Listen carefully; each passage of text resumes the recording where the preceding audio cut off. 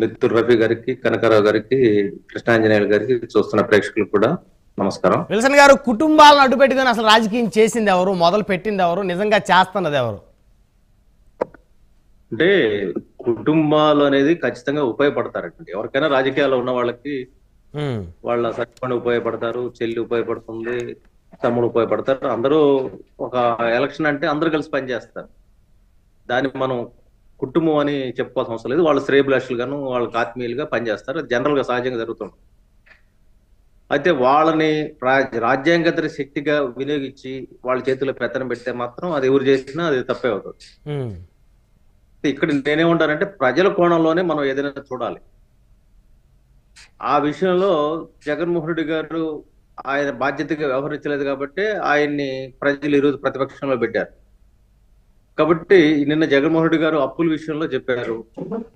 నిజమే, అప్పులు చేయడం అనేది కేంద్ర ప్రభుత్వం చేస్తుంది, రాష్ట్ర ప్రభుత్వాలు చేస్తాయి. అప్పు చేయడం తప్పు కాదు.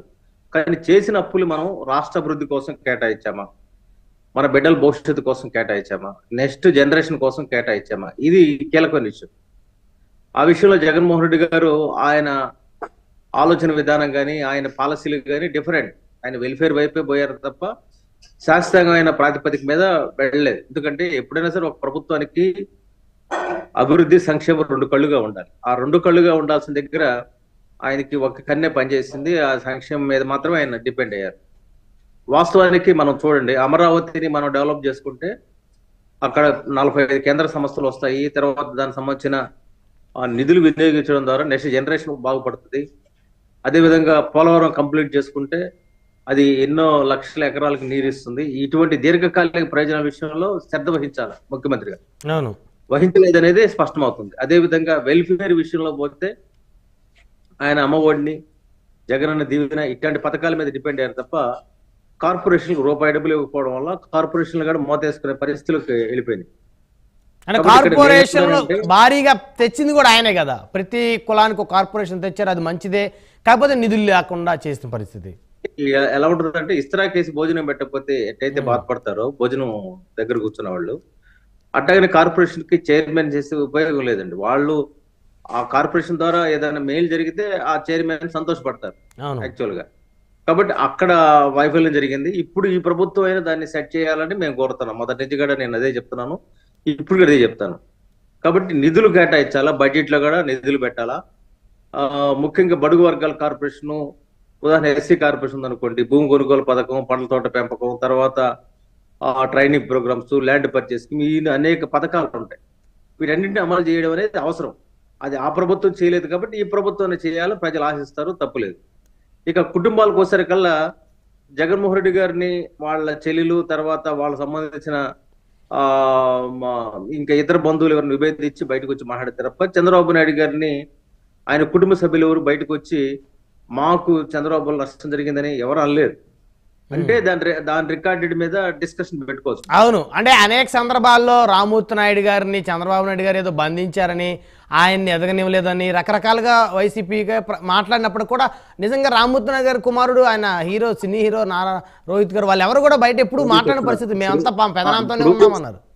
ఇప్పుడు ఒకవేళ తండ్రిని, ఎదిగే తండ్రిని చంద్రబాబు నాయుడు గారు తొక్కారు అనుకుంటే వాళ్ళ పిల్లలు స్పందించవచ్చు, తప్పలేదు. ఇప్పటికే స్పందించవచ్చు, తప్పలేదు.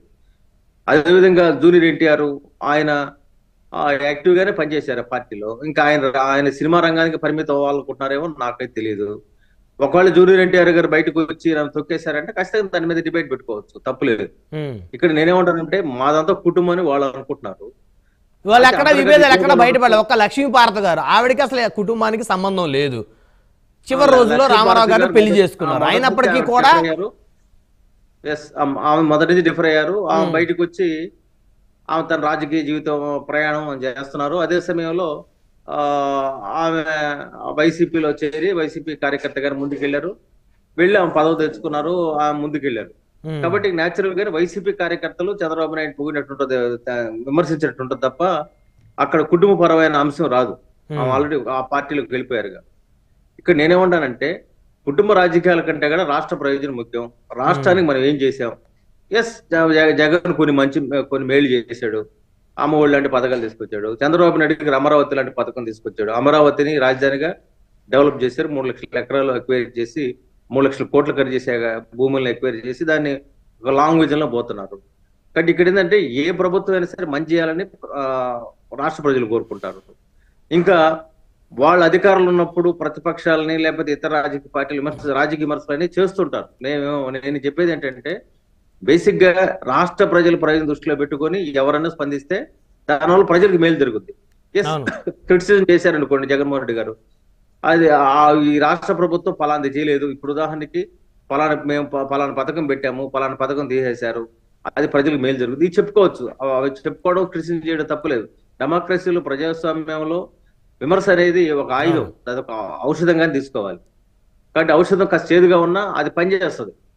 కాబట్టి ఆ విధంగా ఆ విమర్శలు చూడాలి. కానీ జగన్మోహన్ రెడ్డి గారికి మాట్లాడడానికి ఎంతవరకు ఎలిజిబిలిటీ ఉంది అనేది వాళ్ళ ఫ్యామిలీ మెంబర్స్ సంబంధించి తెలుస్తుంది. ఇక వర్రా రాఘవరెడ్డి ఆమె మా భారతి గారికి అసిస్టెంట్ గా చేశారని ప్రచారం ఉంది. లేదు వర్రా రాఘవరెడ్డి మాకు సంబంధం లేదనుకున్నప్పుడు వర్రా రాఘవరెడ్డి భారతిరెడ్డి గారైనా స్పందించాలి, జగన్మోహన్ రెడ్డి గారిని స్పందించి అతనితో మా పార్టీకి సంబంధం లేదు ఒక స్టేట్మెంట్ ఇస్తే సరిపోయేది. లేదా పార్టీకి సంబంధం ఉందా లేదనేది ప్రజలకు ఒక అంచనా. పార్టీతో సంబంధం లేదని నేను చెప్పట్లేదు, ఎవరు కూడా బహిరంగంగా మన అంబటి రాంబాబు గారు మన డిబేట్ లోనే వారు తమ పార్టీకి చెందిన వారు అని చెప్పేసి ఆయన ఒప్పుకున్నారు. వారికి పార్టీ లీగల్ గా సపోర్ట్ గా ఉంటుందని కూడా చెప్పారు. అయితే ఇప్పుడు అది తప్పు. ఆ స్టేట్మెంట్ ఇస్తే అటువంటి షర్మిల గారి మీదో లేకపోతే విజయలక్ష్మి గారి మీదనో అటువంటి స్టేట్మెంట్ అతను ఇచ్చినా లేకపోతే అట్లాంటి కామెంట్స్ పెట్టినా రాజశేఖర రెడ్డి గారిని కూడా అవమానించినట్టే. అంతే కదా, దాని మీద స్పందించాలి, దానికి అంబటి రాంబాబు గారు స్పందించాలి, జగన్మోహన్. ఎందుకంటే ఆ భాష అనేది ఎవరు మనం వినలేం. అందరికి బూతులు రాని వాళ్ళు ఎవరు ఉంటారు భూగోళంలో? అదే కదా, అందరికి కాకపోతే మనం మాట్లాడడానికి మన కల్చరు మన సంస్కారం అది ఒక అడ్డం వస్తుంది కదా. అదే విధంగా ఇప్పుడు ఈవెన్ తెలుగుదేశం పార్టీ వాళ్ళ మీద వాళ్ళు మాట్లాడిన తప్పే, వైసీపీ నాయకుల మీద వీళ్ళు మాట్లాడిన తప్పే. కాబట్టి ఈ మనకు మాట్లాడడం భాష చేతగానప్పుడు మాత్రమే బూతుల మీద ఆధారపడతాం. కాబట్టి కాబట్టి ఇప్పుడు రేపొద్దున జగన్మోహన్ రెడ్డి గారిని ఎవరన్నా ఆ బూత్ ప్రయోగం చేసినా తప్పే అవుతుంది, చంద్రబాబు నాయుడు గారిని బూత్ ప్రయోగం చేసినా తప్పే అవుతుంది. ఏం చెప్తున్నా అంటే రాజకీయాల్లో మనం చేయడానికి చాలా ఉన్నాయి. మన ఇల్లు కట్టించవచ్చు, అవకాశాలు కల్పించవచ్చు, నిరుద్యోగులు ఉపాధి కల్పించవచ్చు, ఇవన్నీ చేయాలి. ఇవన్నీ చేయడం కోసం మాత్రమే మనకు అధికారం ఇచ్చారనేది ఒక సృహ ఉండాలి. అదే విధంగా మద్యం పేరుతో ఒక ర్యాకెట్ జరిగింది, ఇసుక పేరుతో జరిగింది, ఆయన బయటకు వచ్చాడు వెంకటరెడ్డి. ఇప్పుడు నేనేమంటానంటే ముఖ్యమంత్రి గారికి నేను చేసే విజ్ఞప్తి ఏంటంటే వీళ్ళు బెయిల్ మీద ఎందుకు బయటకు వస్తున్నారు, ఏసీబీ ఎందుకు బెయిల్ ఇస్తుంది అనేది ఒకటి పరిశీలన చేసుకుంటే ఖచ్చితంగా పటిష్టంగా చర్యలు తీసుకోవాల్సిన అవసరం ఉంది. ఈవెన్ జగన్మోహన్ రెడ్డి బయటకు వస్తే వాళ్ళు ఇన్ఫ్లుయెన్స్ చేయగలుగుతారు కదా వారి కేసుల్లో, అంతంత పదవుల్లో పనిచేసి అన్ని కోట్ల రూపాయలు అవినీతి చేసిన వాళ్ళు. ఇప్పుడు న్యాయస్థానాల్లో ఏదైనా లొసుగులు ఉంటే వాళ్ళు వాడుకుంటారు. వేల కోట్ల కుంభకోణాలు చేసిన వాళ్ళు బయట తిరగదు, సమాజానికి నష్టం. కాబట్టి ఆ విషయంలో ఎవరు తప్పు చేసినా చేయొచ్చు. కాబట్టి ఇక్కడ నేనేమంటే ప్రస్తుతం ఈ మా కూటమి ప్రభుత్వంలో అయినా సరే తప్పు. ఇప్పుడు జిత్వాని కేసు ఉంది, జిత్వాని కేసులో ఐపీఎస్ఎల్ని వాళ్ళు కోర్టు ద్వారా పోయారు. వాళ్ళ సర్వీస్ నుంచి కూడా వాళ్ళు తప్పు చేస్తే రిమూవ్ చేయాల్సిన అవసరం ఉంది. దాని మీద ప్రైమ్ మినిస్టర్ కూడా ఆయన చంద్రబాబు నాయుడు గారు మాట్లాడుకోవడంలో తప్పలేదు. ఇక్కడ నేను చెప్పదలసిన విషయం ఏంటంటే అధికార యంత్రాంగం కానీ అనధికార యంత్రాంగం కానీ వాళ్ళని ఎవరు వాడుకున్నా తప్పే అవుతుంది. కాబట్టి ఆ తప్పు జరగకుండా చూస్తేనే ప్రజలకు మేలు జరుగుతుంది. అందుకని మేమేంటంటే సుభాషితలు చెప్పడం కాదు, కానీ బేసిక్ గా బూత్ ప్రయోగం చేసిన వాళ్ళ పట్ల ఎవరి పట్ల అయినా సరే సోషల్ మీడియాలో దాని మీద ఖచ్చితంగా ఉండాలి. అదే విధంగా పవన్ కళ్యాణ్ గారు ఒక పార్టీ, ఆయన ఒక రాజకీయ పార్టీ, ఆ రాజకీయ పార్టీగా ఆయన అలయన్స్ రాజకీయం చేసుకున్నప్పుడు ఖచ్చితంగా అలయన్స్ పార్ట్నర్స్ ఎవరైనా సపోర్ట్ చేసుకుంటారు. ఆయన విభేదించే అంశాలు కొన్ని ఉంటాయి. ఇప్పుడు మన ఇంట్లో తండ్రిని బిడ్డగాడ విమర్శిస్తారు, అంత మాత్రాన తండ్రి బిడ్డల మధ్య బంధం తెగిపోదు. కాబట్టి క్రిటిసిజం అనేది చంద్రబాబు నాయుడు మీద పవన్ కళ్యాణ్ చేయొచ్చు, పవన్ కళ్యాణ్ చంద్రబాబు నాయుడు గారు చేయొచ్చు, బీజేపీ చేయొచ్చు, తప్పులేదు. కానీ ఆ క్రిటిసిజం లో ప్రజా ప్రయోజనం ఉంటే దాన్ని మాత్రం మనం ఆహ్వానించాలి. ఎస్, మన పవన్ కళ్యాణ్ అన్నారు, ఆ అన్నది డైరెక్ట్ గా చంద్రబాబు నాయుడు గారు అంటే దాన్ని వెల్ అండ్ గుడ్. కానీ చంద్రబాబు నాయుడు అనుకుండా అనితి మీద తుపాకీ పెట్టి చంద్రబాబు బెయిల్చారనేది ప్రచారం నడుస్తా ఉంది. అంటే ఇట్లాంటి ఏంటంటే తర్వాత వెంటనే చంద్రబాబు నాయుడు గారు ఖచ్చితంగా దాన్ని రెక్టిఫై చేస్తాము, సీరియస్ తీసుకుంటా ఉన్నారు. ఆమె కూడా అనిత గారు కూడా హుందాగా నేను మరింత బాగా పనిచేయాలని పవన్ కళ్యాణ్ కోరుకుంటున్నారు అని చెప్పని ఒక డిప్యూటీ సీఎం గా పార్టీలకి ఆయన మిత్రపక్షంగా కీలకమైన నాయకుడిగా ఆయన గుర్తించి ఆయన గౌరవించింది. నేనేమంటానంటే ఒక ఆరోగ్యకరమైన వాతావరణం ఉండాలి. అలా కాకుండా మన అనారోగ్య వాతావరణం ఉంటే అది తప్పు అవుతుంది. అదేవిధంగా ప్యాలెస్ నిర్మాణం గురించి డిస్కషన్ వస్తుంది. ఖచ్చితంగా అది తప్పే. ఎందుకు తప్పు అంటే మనం కార్పొరేషన్లకి డబ్బులు లేని పరిస్థితిలో 500 కోట్లు పెట్టి మరి అక్కడ ప్యాలెస్లు నిర్మాణం చేయాల్సిన అవసరం రాష్ట్ర ప్రజలకు లేదు. అక్కడ భవనాలు ఎప్పుడైనా సరే మనం ఒక ఇల్లు ఉంటుంది మనకి, మనం 2వ ఇల్లు 3వ ఇల్లు ఎందుకు కట్టుకుంటాము? ఈ ఇంట్లో మనకి చాలకపోతే ఇంకొక ఇల్లు కట్టుకుంటాం. కానీ అవసరం లేని దగ్గర ప్రభుత్వ భవనాల పేరుతో మనకు కట్టుకుంటాం. ప్రజాధనం అక్కడ ఎక్కడ దేని ఖర్చు పెట్టాలి దానికి ఖర్చు పెట్టిన పరిస్థితిలోకి వెళ్తాం. డబ్బులు కేటాయించడం అనేది చేస్తే వెల్ అండ్ గుడ్ అయ్యేది.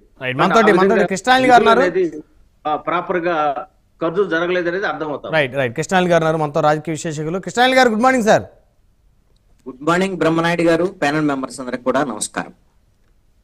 నేను ముఖ్యమంత్రిగా ఉన్నప్పుడు నేను చేసేటువంటి ప్రతి చర్య మీద కూడా కూటమి పార్టీలన్నీ కూడా దుష్ప్రచారం చేశాయనేటువంటి ఒక ఆవేదన జగన్మోహన్ రెడ్డి గారిలో రోజు రోజు కనపడుతుంది. బహిరంగంగా వెళ్ళబుచ్చుతా ఉన్నారు.